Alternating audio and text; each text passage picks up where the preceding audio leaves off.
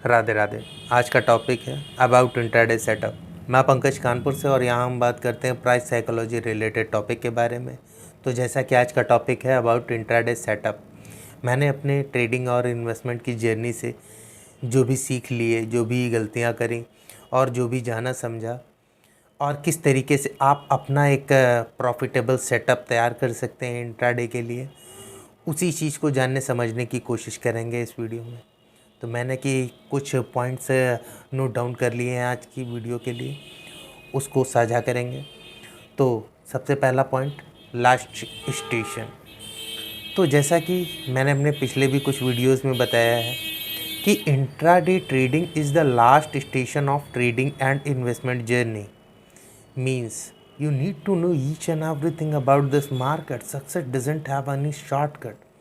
आपको सब कुछ जानना पड़ेगा, सब कुछ समझना पड़ेगा, आपको अपनी साइकोलॉजी को बिल्ड करना होगा, किस तरीके से मार्केट काम करती है, किस तरीके से मार्केट मूव करती है, किस तरीके से आपकी साइकोलॉजी रिएक्ट करती है मार्केट के साथ। तो इन सारी चीज़ों को जानना पड़ेगा, सारी चीज़ों को समझना पड़ेगा। और जब आपको एक अच्छा एक्सपीरियंस हो जाएगा मार्केट के साथ, कम से कम ये एक्सपीरियंस 3 साल का होना चाहिए, तो उसके बाद ही आप इंट्राडे ट्रेडिंग के लिए आगे बढ़िए। जब आपको अपनी साइकोलॉजी पे फेथ हो, अपने सेटअप पे फेथ हो, उसके बाद ही आप इंट्राडे ट्रेडिंग करने की कोशिश करें। उसके पहले जानें समझें, जैसा कि ये एक बिजनेस है, ये एक स्किल है, तो इसको भी एक्वायर करने के लिए आपको समय देना होगा। दूसरा टॉपिक, बैक टेस्टेड सेटअप।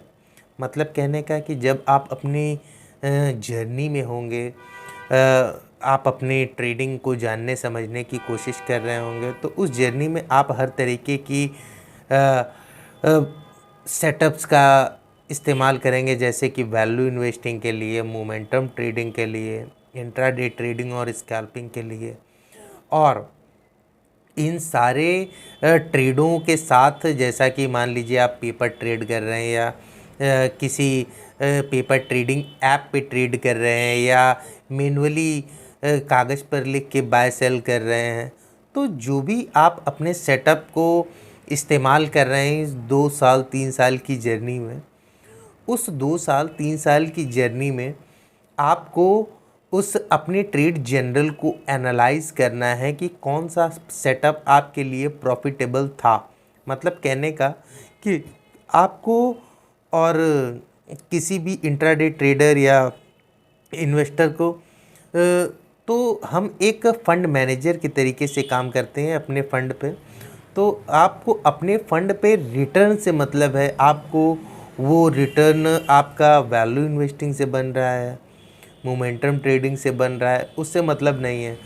कहने का मतलब कि जब आप अपने ट्रेड जनरल को एनालाइज करेंगे तो आपको पता चलेगा कि इंट्राडे ट्रेडिंग आपके लिए है भी या नहीं।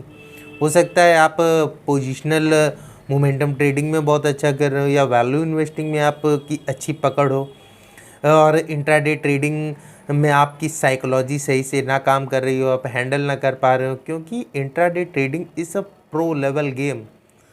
क्योंकि आपको बहुत ही जल्दी डिसीजंस लेने पड़ते हैं, सारे चीज़ों को समझना पड़ता है और प्राइस के मूवमेंट के हिसाब से रिएक्ट करना पड़ता है। तो जब आपकी बैक टेस्टेड रिज़ल्ट में अगर आपका इंट्राडे का सेटअप कोई आ रहा है, तो उस बैक टेस्टेड सेटअप पे ही आप काम करेंगे। अगर इंट्राडे में बैक टेस्टेड सेटअप में, पेपर ट्रेडिंग में वो सेटअप आपका प्रॉफिटेबल है, तो आप उसको आगे प्रोसीड कर सकते हैं। नहीं तो जो भी सेटअप इंट्राडे के अलावा हो सकता है, मोमेंटम ट्रेडिंग का सेटअप आपका परफेक्ट आ रहा हो, तो आप उसको ही प्रोसीड करें, क्योंकि हमें CAGR रिटर्न से मतलब है। इंट्राडे ट्रेडिंग या वैल्यू इन्वेस्टिंग या मोमेंटम ट्रेडिंग किसी चीज़ से मतलब नहीं है। जो भी हमने अपनी स्किल्स एक्वायर करी मार्केट से, और जो भी हमने ट्रेडें करी मार्केट में, जो भी हमने 2 साल 3 साल का एक्सपीरियंस लिया, तो उससे जो प्रॉफिटेबल सेटअप निकल के आ रहा है, हमें केवल और केवल उसी को फॉलो करना है। और अगर उस सेटअप में इंट्राडे का कोई सेटअप निकल के आता है, तो आप उसके साथ आगे बढ़ सकते हैं। तो तीसरा हो गया calculate risk reward. Means every trade is not your trade. किसी भी इंट्राडे की ट्रेड में इंटर होने से पहले रिस्क रिवार्ड आप पहले ही कैलकुलेट कर लेंगे कि 1:2 का रिस्क रिवार्ड है या नहीं। 1:2 का रिस्क रिवार्ड नहीं है तो every trade is not your trade, avoid that trade. Okay, so define एक्सेट।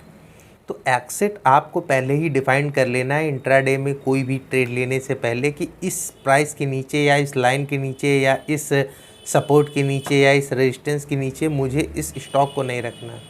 और अगर प्राइस उसके नीचे आया तो अगर मान लीजिए, वैसे तो इंट्राडे में आपका एसएल सिस्टम में ही होना चाहिए, और अगर आपका सिस्टम में एसएल नहीं है तो फिर उस प्राइस के नीचे आपको कुछ जानना समझना भी नहीं है और सीधे एक्सेट करना है। मनी मैनेजमेंट, इंट्राडे का जो मनी मैनेजमेंट होगा, सपोज़ करिए आप 1000 रुपये से इंट्राडे कर रहे हैं, 1000 रुपये, अब आपके मनी एलोकेशन के अकॉर्डिंग 1000 रुपये कैपिटल आपकी 1000 रुपये की इंट्राडे के लिए आपने डिफ़ाइन करी।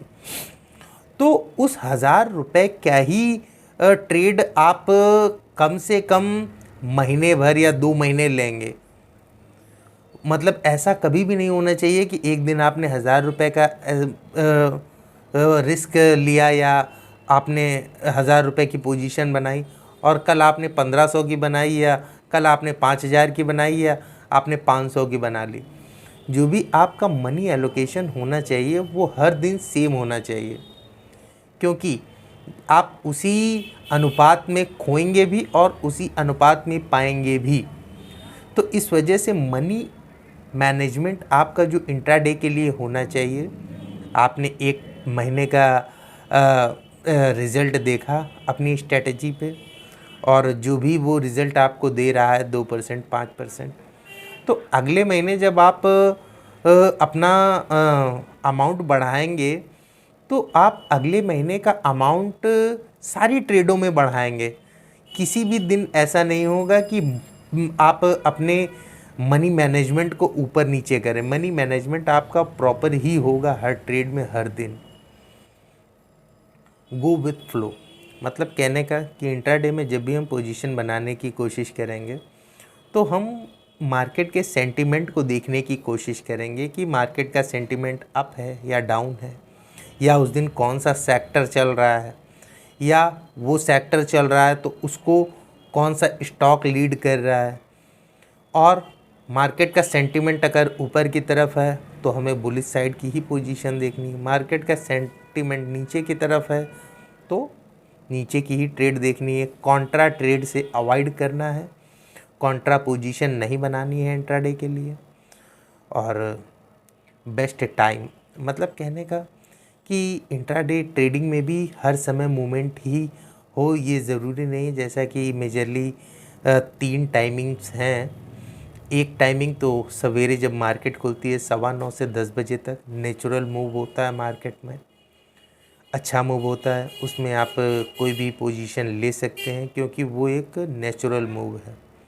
उसके बाद दूसरी टाइमिंग है 2 बजे जब ग्लोबल मार्केट्स खुलती हैं, और 2 बजे के बाद से 3:30 तक जो भी मूव होगा वो नेचुरल मूव ही होगा मार्केट में, ट्रैपिंग मूवमेंट नहीं होगा। और तीसरा जो है वो एक रैंडम मूव है। कभी हो सकता है कोई इवेंट हो, या कभी हो सकता है अगर आप एक फुल टाइम ट्रेडर हैं, मार्केट को ट्रैक करते हैं, तो रैंडम मूव किसी भी समय आ सकता है, वो कभी कभी ही आएगा। तो अगर किसी समय आता है तो आप उसको कैप्चर कर सकते हैं। तो टाइमिंग का ध्यान रखेंगे इंट्राडे ट्रेडिंग में। और SL is operating cost, means market से नहीं लड़ना है। एसएल ऑपरेटिंग कॉस्ट है मार्केट का। हम गाड़ी चलाते हैं तो पेट्रोल डलाते हैं, और ऑफिस खोलते हैं तो ऑफिस का रेंट देते हैं, घर में हम इलेक्ट्रिक यूज़ करते हैं तो उसका बिल देते हैं। तो उसी तरीके से एसएल भी मार्केट का ऑपरेटिंग कॉस्ट है। जिस दिन आपका एसएल का कोटा पूरा हो गया, या एसएल सपोज़ करिए आपने 1000 रुपये की पोजीशन में डिफ़ाइन किया हुआ है कि 200 रुपये का एसएल लेना है, तो 200 रुपये का एसएल आपका हो गया, तो फिर मार्केट को देखने समझने की कोशिश नहीं करनी है, अननेसेसरी ट्रेड को फाइंड करने की कोशिश नहीं करनी है। और कोशिश करें कि एक दिन में 2 ट्रेडें हों, क्योंकि आप हर बार मार्केट से जीत नहीं सकते हैं। और आपकी 2 ट्रेडें जो होंगी वो परफेक्ट होंगी, और 2 के बाद तीसरी ट्रेड के लिए आप तभी प्लान करें जब दोनों ट्रेडें आपकी प्रॉफिटेबल हों, और 2 से 3 ट्रेड इनफ है इंट्राडे के लिए। और focus on rules, risk reward, money management. मतलब कहने का कि अगर आपका 50% का भी विनिंग रेशियो है तो आप प्रॉफिटेबल ही रहेंगे, अगर आपका रिस्क रिवार्ड प्रॉपर रहेगा, मनी मैनेजमेंट ठीक रहेगा।